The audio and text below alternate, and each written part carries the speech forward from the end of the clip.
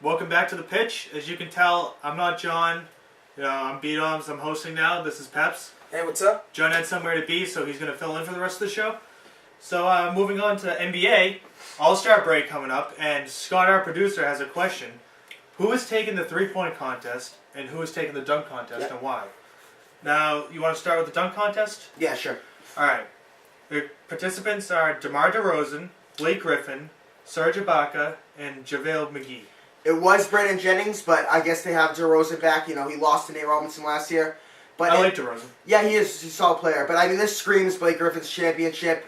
He's throwing down dunks that could win it right now during the game. I don't know how he's not going to win it in a contest. He better come up with some really, really good dunks, so the fans are going to be really underappreciate this thing.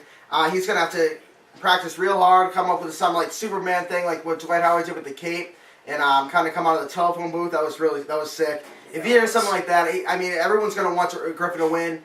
He's already going to be the Rookie of the Year. If he can add this to his resume already, he's going to be a huge, huge star in the league. Hopefully he does something good and comes out with the win. I'm going to have to go with Blake Griffin, too, because he's just ridiculous. Yeah.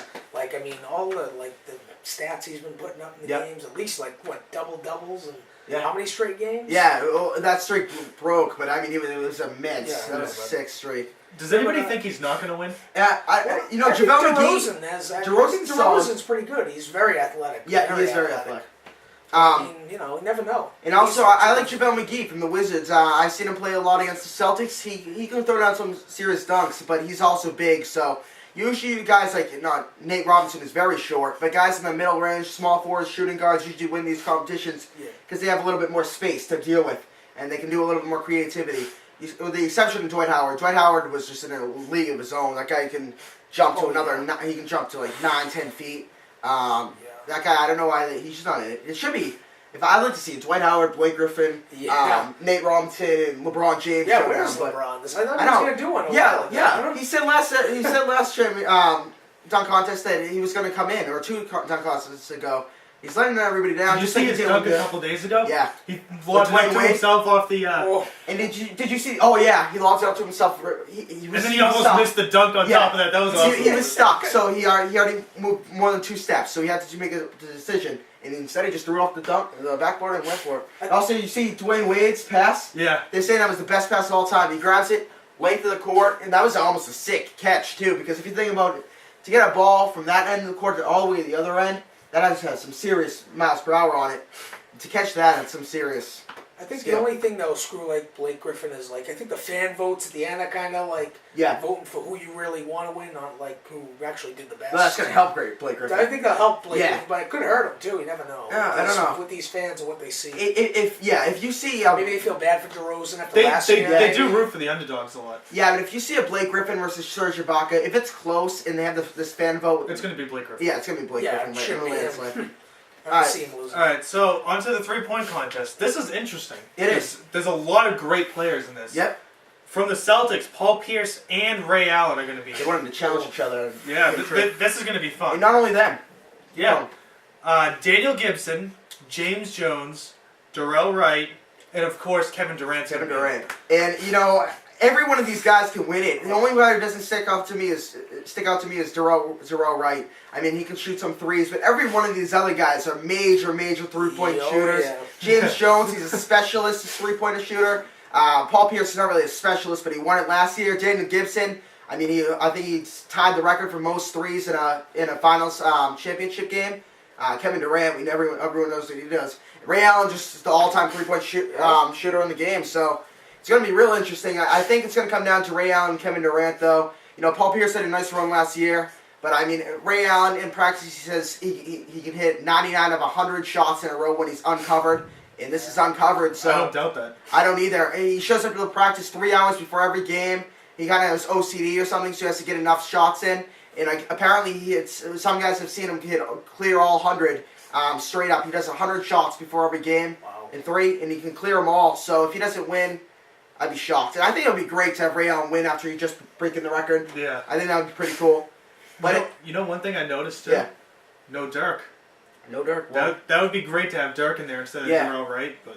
Well, anybody. They could have Steve Nash or something. But a lot of people don't want to do that. Dirk's been that one guy that's kind of how. You know? Yeah. It just adds that extra effect. Yeah, The good thing about the three-point shooter, 6'10", Yeah, and he's like yeah, training these 6'11". threes like it's nothing. the good thing about three-point tournaments is, unlike the home run derby in baseball, it's a lot more. I mean, it's just routine to them. You know, home run derby, everyone's trying to throw their backs out, swinging. So most people will get invited, usually go.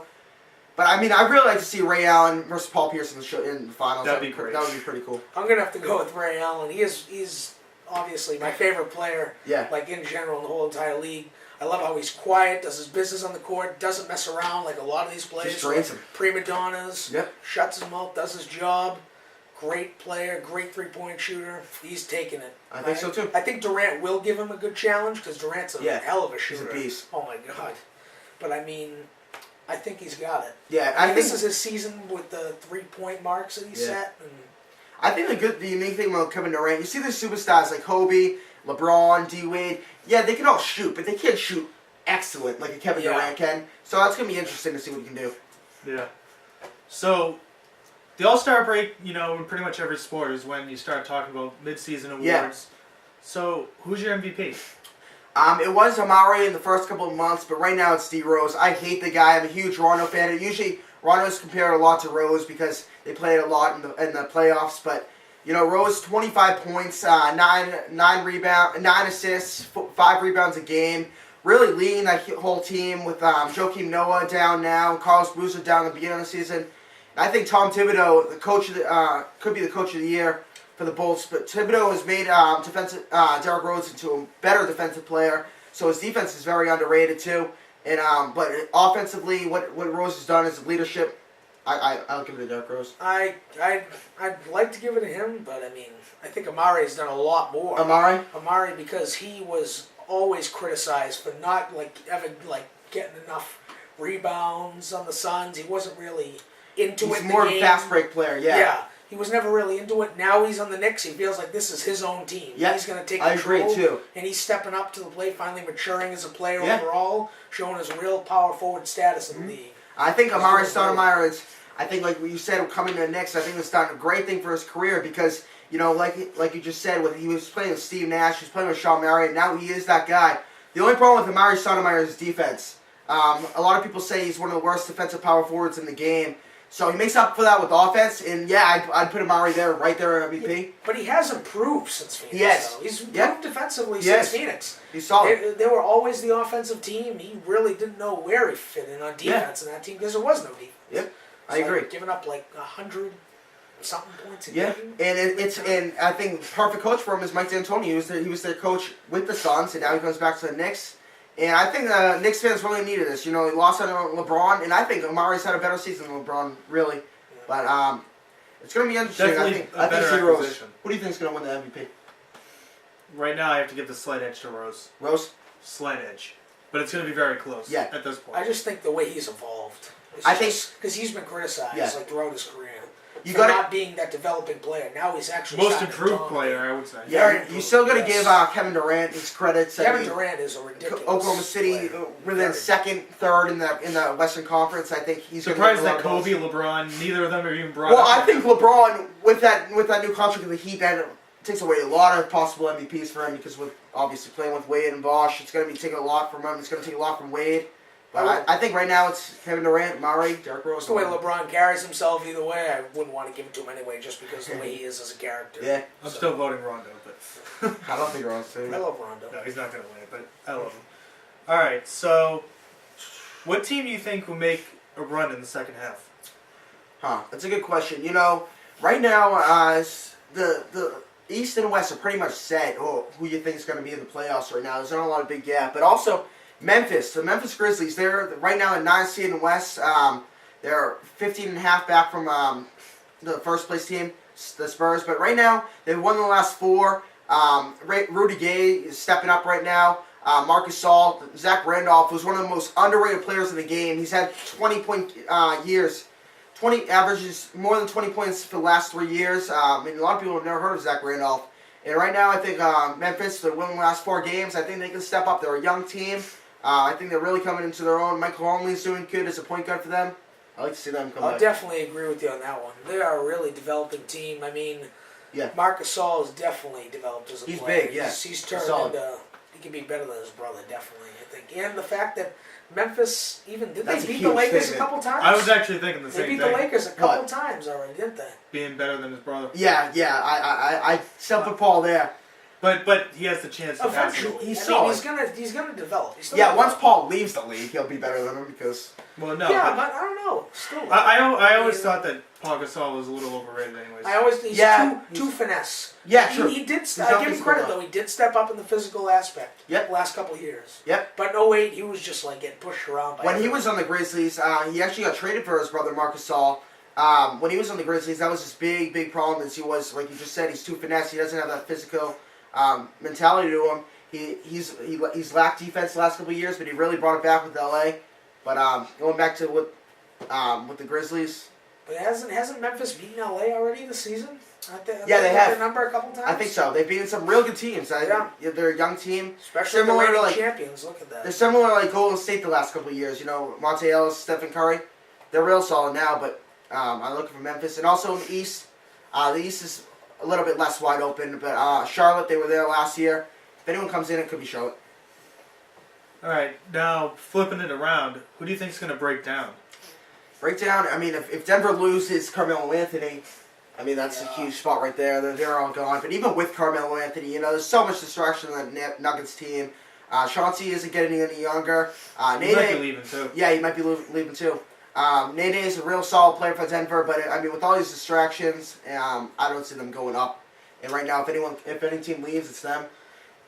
Yeah. Yeah, I'll agree with that. But I mean, the Spurs. You got to remember the two. They're very. They're old. Too. They're old team, yeah. They're old team. I know they're good together as a unit, kind of like the Celtics are in the East. But Yeah. I mean, it's just Duncan's. But they're older, pretty locked in. I mean, they're going to be in the playoffs. I know They, they they're are, gonna but they're gonna drop, but they're not they're gonna. not They're gonna. They're not gonna saying- fall out of. We're you're saying saying they have who's a gonna shot. Say they're gonna drop. Yeah. Like couple of. But seasons. who's a playoff team now that won't be?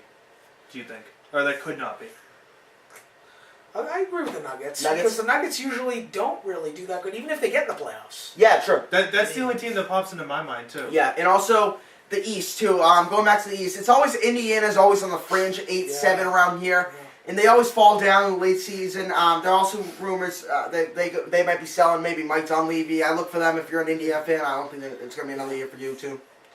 I think Cleveland definitely has a chance. Yeah, they're on the a run. chance to get in. No. Yeah, they won 2 games. Oh yeah, 2. Oh yeah. 25 in a row lost, doesn't matter.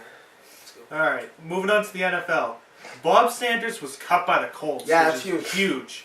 Thoughts on this, guys? Yeah, Bob Sanders has been a leader in that secondary for the last 5-6 years. He's great against the run, great against the pass, but he's a real good run stuffer. And, he is that leader on defense. As much as you say about Dwight Freeney, I think he is that quarterback of the defense. He definitely is. Yeah, he's that quarterback of the defense. The big thing with him is injuries. It's just He's injuries. barely played. Yeah, injuries have killed his whole career. Yeah. But when you see him in the field, he's just like a Troy Polamalu, just singling players out, telling people where to go. A lot of hands tell people where they should be at.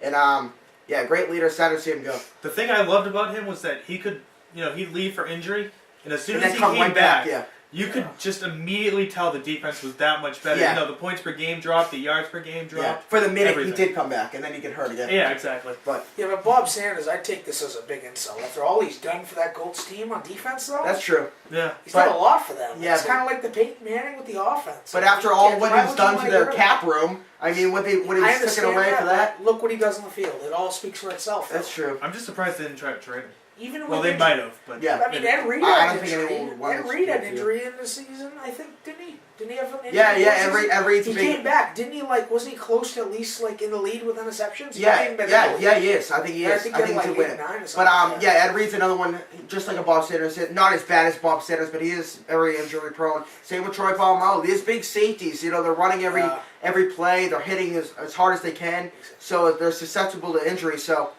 that's what happened to Bob Still, Sanders. And you Bob know, Sanders is smaller than the other two guys, so that's a you problem. get cut for putting your head out there. Yep. Freaking life on the line out there. The field. Yeah. It's kind of. And I also look at a player like Patrick Chung, who on the Patriots is safety. His first 4 games, he's giving it all, and then what happens to safeties is they get hurt, and Patrick Chung got hurt, and when he came back, he wasn't the same. So, who knows? Yeah, he's really good. He'll develop into something big. Sad news No. for Bob, though. Another big story was that the Raiders signed Richard Seymour to a 2-year deal to make him the highest paid player Defensively. on defense. Thoughts?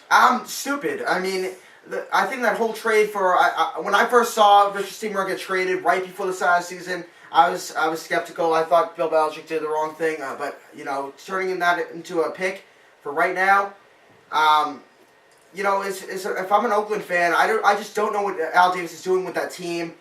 They really need to get much younger. Richard Seymour's already 31. Another 2 years for $15 million a year. He's supposed to be in a 3-4 defensive end. He's playing in a 4-3 now. He used to be a defensive tackle. So that's taking a lot of skills away from him. And really, I think they should trade him. And $15 million a year for him. I mean, he's a great player, but I think it's a little overpaid. I mean, I agree with you there because he is a. Don't get me wrong, he is a very good defensive player. Yeah. He's a very good defensive player, especially with the Patriots when he was there. But I mean, $15 million a year, especially like you said, 31 years old. Yeah.